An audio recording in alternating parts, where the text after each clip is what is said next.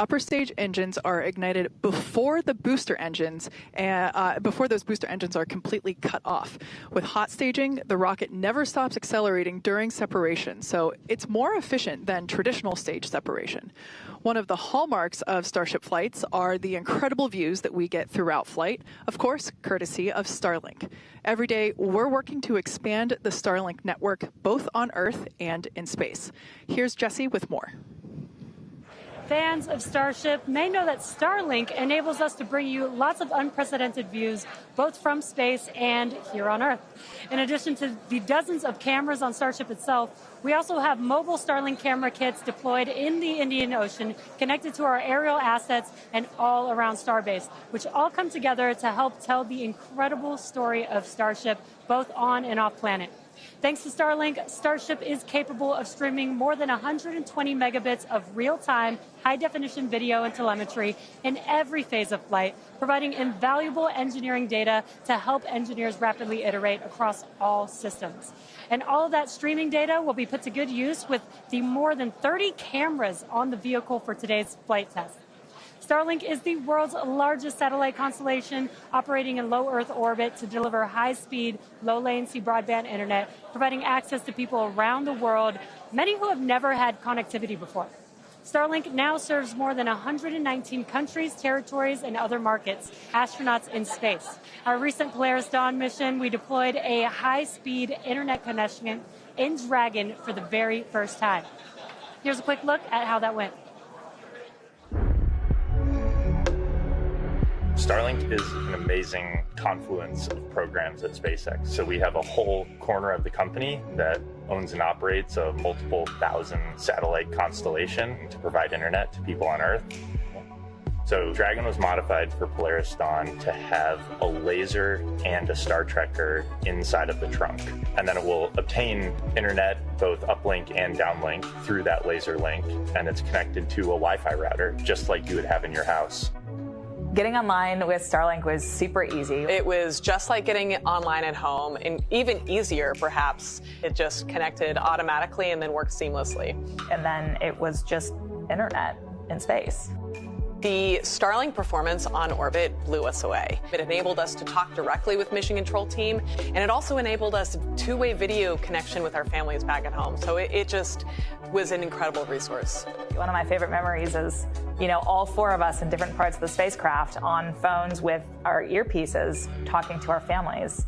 Get to show them the perspective that we have of Earth. It was very cool to bring them into the mission that way. I was able to show my kids and my husband, what it looked like to be floating in space. I got to show them out the window. Well, my husband even exclaimed that at one point we hung up the call and he called back and I answered and he was like, I called space. Starlink on Dragon is something that we want to include because we have this company within SpaceX that has space-based internet. So what not a better way to test space-based internet in space? From connecting astronauts in space to providing high-speed internet to more than 4.6 million active customers here on Earth, the Starlink team is laser-focused on expanding coverage, increasing speeds, and lowering latency so that we can connect as many as possible around the world and beyond. Last year, we activated Starlink in 27 new markets and are now covering a global area home to 2.8 billion people, including those who live in some of the most remote places on Earth. To meet the growing global demand for high-speed internet, SpaceX opened a new 700,000 square foot factory in Bastrop, Texas, and introduced Starlink Mini as well as an upgraded version of the Starlink Standard Kit. The SpaceX team also achieved an unprecedented launch cadence, conducting 134 Falcon launches, with 89 dedicated to expanding the Starlink constellation. With each launch, Starlink adds more capacity to the constellation and continues to expand its coverage, connecting even more people in underserved and hardest to reach areas of the globe. Now, while our mission to connect the unconnected is far from complete, you can check out some of the Starlink team's highlights from 2024 and learn more about how our customers are furthering Starlink's impact around the world at starlink.com/stories. And a little bit closer to home, we do have a few updates for those impacted by the fires here in Southern California.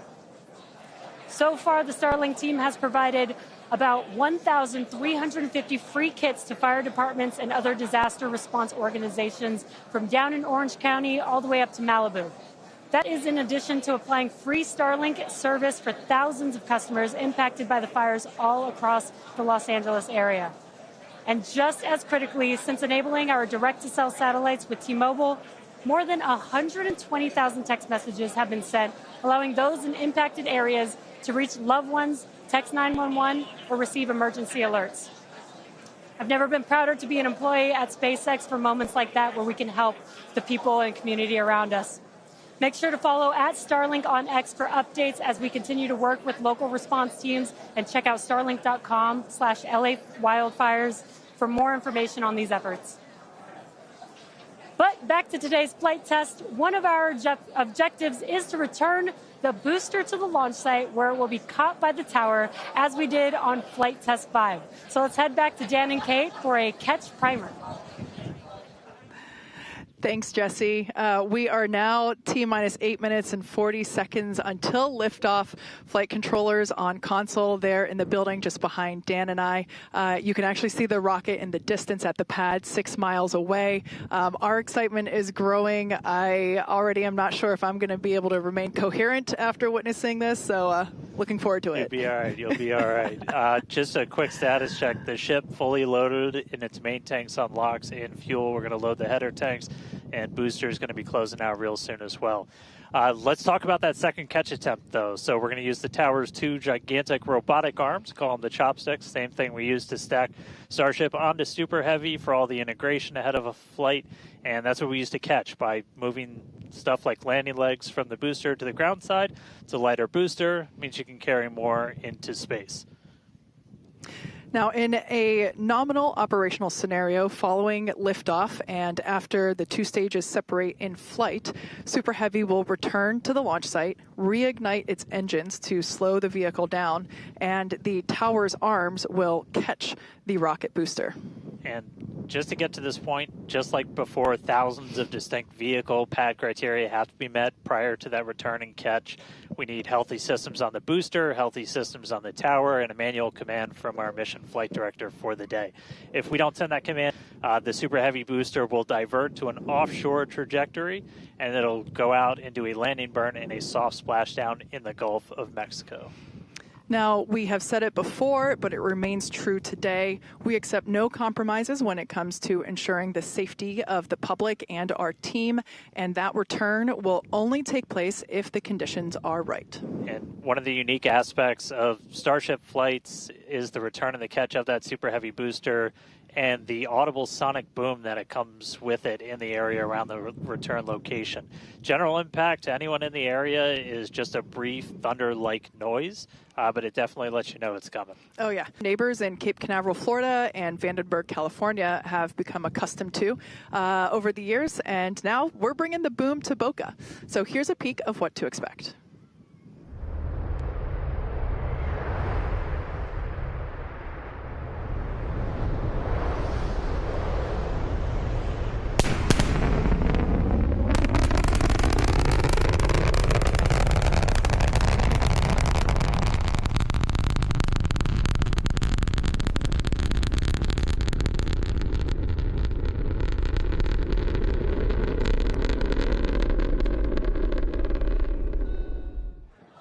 As I mentioned earlier, we have Starship, Raptor, and Starlink employees here fully invested in this flight test.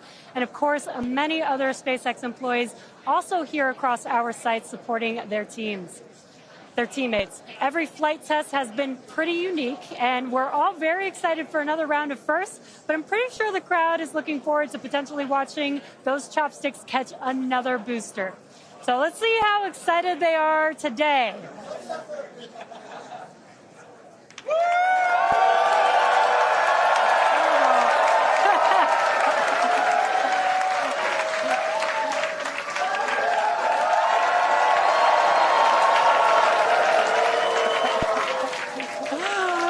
Just under 5 minutes to go. We are all very Dan.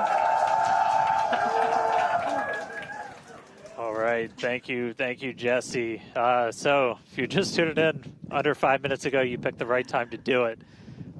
Just a quick status check. So we're almost fully loaded on the booster. We'll be fully loaded on the ship, fully loaded on the booster coming up soon. Our range team just reported that we're looking go in the range. That's super important. Great Our news. security guys, Mike, Kyle, Nick, the whole team out there in the elements, making sure everything's clear, doing a fantastic job. And we are coming up on 4 minutes and looking good for launch. Yeah, certainly exciting. Now, we do have an opportunity to hold at T-minus 40 seconds if necessary. This is a chance for us to perform additional checks if necessary. If we, need to repressurize some tanks, or if there's a wayward vessel in the range last minute, opportunity to clear it out. But everything currently looking good. Now, once we pass T-minus 40 seconds, a number of events will occur in rapid succession. The ship will go to internal power. After that, the quick disconnect, or QD, arm lockout is removed in preparation for retraction, which will happen shortly after T0. Once we pass T-minus 40 seconds, we do have the ability. We have the ability to recycle the count under certain conditions back to that T-minus 40 second mark and hold there to assess what happened and assess opportunity to proceed again to T0. Yep, we've used that T-minus 40 hold a couple of times. Boat's usually one of the items, but we aren't tracking anything right now that would cause us to hold there. We can hold there for several minutes. Main thing you're watching at is you set a clocks because your temperatures will change and the fuel and the locks, everything pretty quickly. So you've got a couple of minutes that you can hang out and figure things out. There are items that if we pass them, we're scrubbed for the day. One of the main ones is that flame deflector at the bottom of the launch mount. Water begins flowing for that at the T-minus 10 second mark. If we scrub at any point after that, we'll be done for the day, and then teams will need to refill the deflector as well as all of our prop that we use to load on board the vehicle. It's pretty much just under 11 million pounds of prop sitting on that thing right now, and we can actually recycle in about 24 hours now. Which is incredible given the sheer volume of propellant that is on board the vehicle there on your screen. All right. Coming up on the 2 minute today. T-minus 2 minutes. New ship, new year, a lot of upgrades, doing a lot of ambitious things in space this time. Our first payload deploy, relighting a Raptor engine. We're looking good. So as we mentioned before, we have an opportunity to hold at T-minus 40 seconds, not tracking any issues at the moment that would be necessary. We can pass through that checkpoint without stopping. But the folks on console are continuing to evaluate the launch commit criteria, making sure that the winds are within. Book gorgeous day. Oh yeah, little breezy today, but we got clear blue skies for a launch today. So at this point, all the prop has been loaded on the vehicle. We've closed everything out. We're doing our final thrust vector control, our steering for the engine checkouts. Once we hit the 30-second mark, we'll hear the flight director give the final go for launch. So we're under a minute. As we said, we're not expecting a hold at T-minus 40, but do not be shocked if that happens. It has happened in the past, and we can hang out there for a couple of minutes if we need to. If memory serves me right, we hold my breath for 4 seconds. Pass through prop load gate.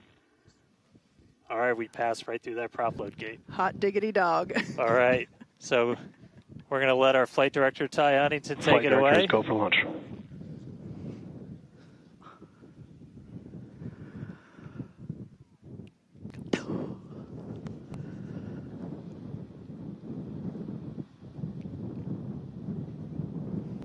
T-minus 10, 9, 8, 7, 6, 5, 4, 3, 2, 1.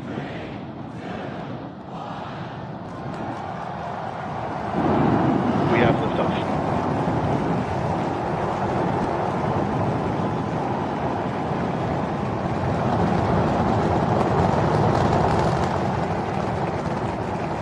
Vehicle's pitching downrange.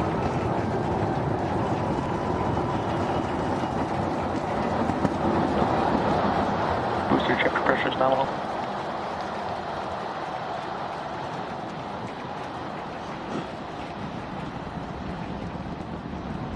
All right, we're more than 30 seconds into flight. Telemetry showing 33 out of 33 engines as it's pitching downrange. Booster, ship, avionics, power, and telemetry nominal. Hearing good call-outs on the ship and booster avionics. You just heard the rumble hitting us about 6 miles away. Watching Starship arc into just endless blue skies right now. Vehicle supersonic. More than a minute into flight, the vehicle's supersonic.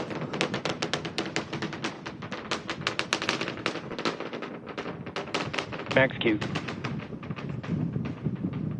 So we just passed through max experience on the way uphill.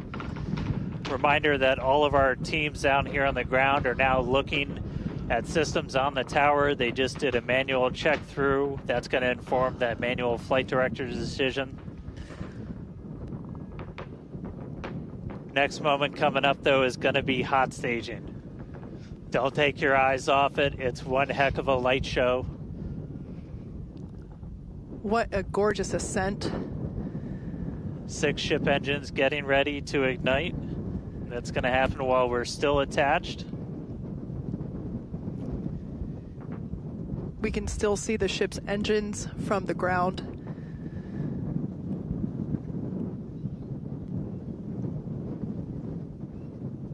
Preparedness from the manual checks. Reminder though, we've still got automated checkouts on the booster and the ship itself. But as of right now, our manual checks and our manual commanding is looking go for a catch. Booster engine cutoff. That is incredible news. We just heard the call out for booster engine cutoff. Engine startup. Most engines cut off, down to those Stage middle separation. 3. Cruise press startup.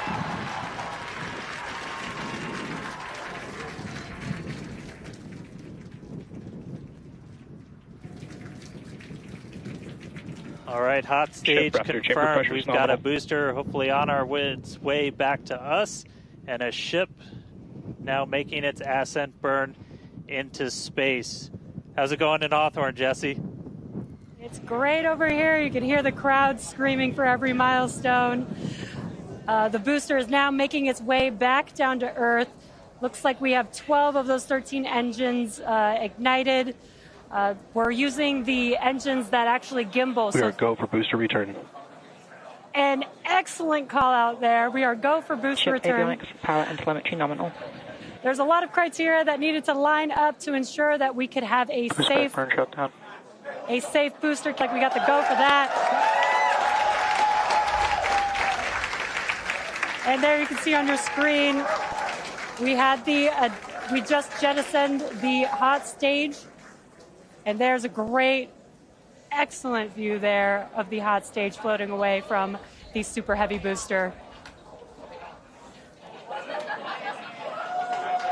Now we've shut down the engines for that boost back burn. That confirms boost back burn is now complete. That was the first of 2 burns required for the vehicle to make its way back down to Earth. And next coming up will be the landing burn. That's going to be 13 of those center engines igniting again. And that will then go down from 13 down to 3 engines just right before we touch down for that booster catch. Now, reminder, our stage 1 objectives are to have a controlled ascent, stage separation, as well as a controlled boost back burn and hot stage as well. So we're looking good for that so far. Some great views there from the ship of Earth. That looks incredible.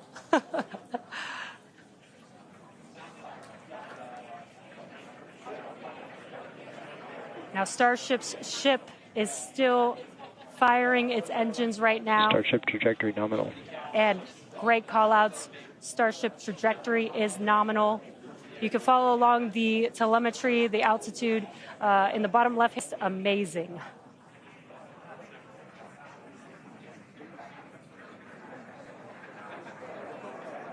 Again, the booster is currently making its way back to the tower today. So we're looking forward to a booster catch with the chopsticks. And in the meantime, you can see those grid fins there helping to control the vehicle and guide it back to its landing site. Booster FTS is saved. Now with that, we're going to hand it back. How's it going over there, Dan and Kate? How are you doing, Kate, seeing that in person? Dan had to take that entire segment because I couldn't talk. That was incredible. There it is. We can see the booster coming back in now through the plume. At least it looks that way to us. It's incredible that it basically returns. It looks like a speeding, just like this silver flare coming back to the catch, the booster at the tower. This would be the second tower catch. Booster landing burn. Seeing 13 engines. Booster now hovering as it aligns with the tower for catch. Booster coming in. Get ready for that boom, Kate. Down to 3 engines. Booster landing from shutdown. Megazilla has caught the booster.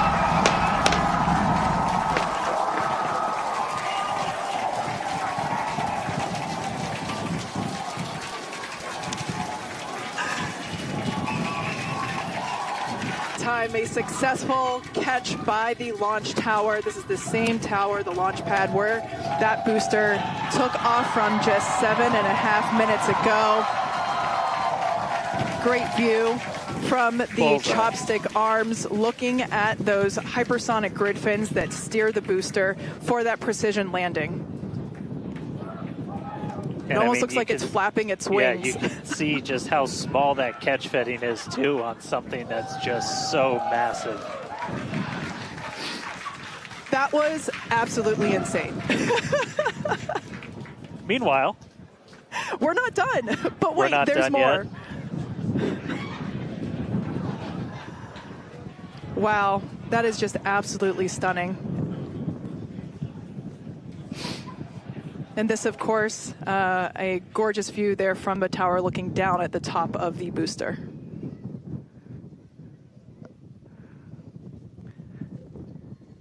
All right, and we are tracking. Now we're standing by for views from the ship, but who can take their eyes off of that incredible sight? That is once again the second catch of a booster back at the launch tower. It was incredible to see it come back down, just this silver flare in the sky. And we can still see the launch plume behind us, and wow, that. And right now you can see some of the telemetry on those ship engines has gone out, and we're waiting for an update on what our ship status is. We were approaching that ship engine cutoff time. So just waiting to hear. So obviously we've got booster back, booster on the launch tower in the chopstick arms, but we are waiting to get an update now on the ship. As we were expecting ship engine cutoff about 40 seconds ago. We saw some of those engines start to go out prior to that point. And so right now we are just standing by to try and get the latest word on where we are with ships. So stick with us for just a couple of minutes as we wait to hear some updates. Now, if you just recently joined us, you might want to hit rewind and go back about 9-10 minutes ago to when Starship lifted off from the launch tower that you see there. We had a gorgeous ascent followed by a stage separation where the ship separated from the super heavy booster. The booster performed a flip maneuver and returned back to the Gulf Coast here. There you can see it on your screen. Obviously a successful catch back at the launch tower, which is something that we were all hoping to see and really couldn't ask for a more beautiful background with those blue skies and blue water there. As Dan said, we are standing by for an update on the ship that had ignited its engines and started making its way up to space. So standing by for more info on that. But wow, what an experience to see that take off and for that booster to come back. You can see it there up close on your screen to the place that it launched from. Once again, there were thousands of catch commit criteria, which is basically just all the things that we have to assess and evaluate and basically make sure that they are make sure that everything is clear and acceptable conditions, both on the vehicle side as well as the tower side, in order to enable that catch. So obviously from the last two flights that we have done, where the Flight 6 we attempted but had to divert into the ocean, and then on Flight 5 we did have the first ever successful catch of the booster. We used the learnings of those two flights to hone in that catch commit criteria, and we saw success today, which is pretty awesome. And just a quick status check. So we currently do not have comms with the ship, so trying to figure out exactly when that happened and exactly what happened. So obviously the flight controllers right now going through their data, looking to make sure it's not anything instrumentation on the ship, but actually try and get us a status. So again, we're gonna keep listening in on this. We'll give you an update as soon as we have a little bit more. So for now, stage 1 back in the tower, waiting to find out a little bit more about stage 2.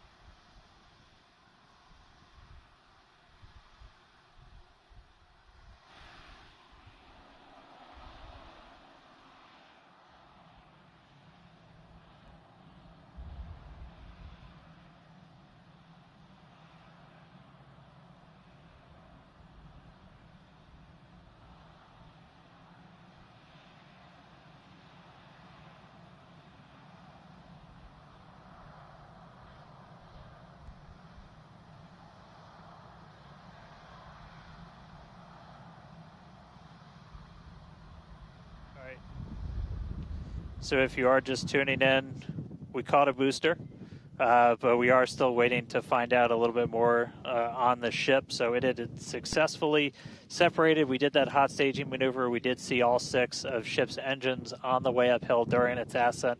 But as we were getting to the end of that ascent burn, we saw engines dropping out on telemetry, and we have since lost contact with the ship. So again, we're still listening in on the loops, trying to figure out how much we can get right now. But again, stick with us. We'll bring you updates as soon as we hear them. Really exciting. We were able to catch the booster today. Obviously, we want to get the ship all the way over to the Indian Ocean.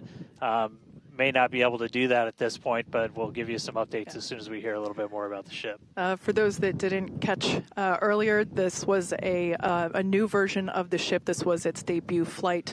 So a lot of learnings here for sure as we continue to tune in and listen in with the teams and try to gather more information to understand where we stand with the ship. But as Dan mentioned before, teams are trying to make sure that it's not an instrumentation error. We want to find out if it's, did we just lose communication or did something else happen with the ship? So teams are actively working, trying to figure out what we can find out, and we're continuing to listen in and find out more information to share as we can.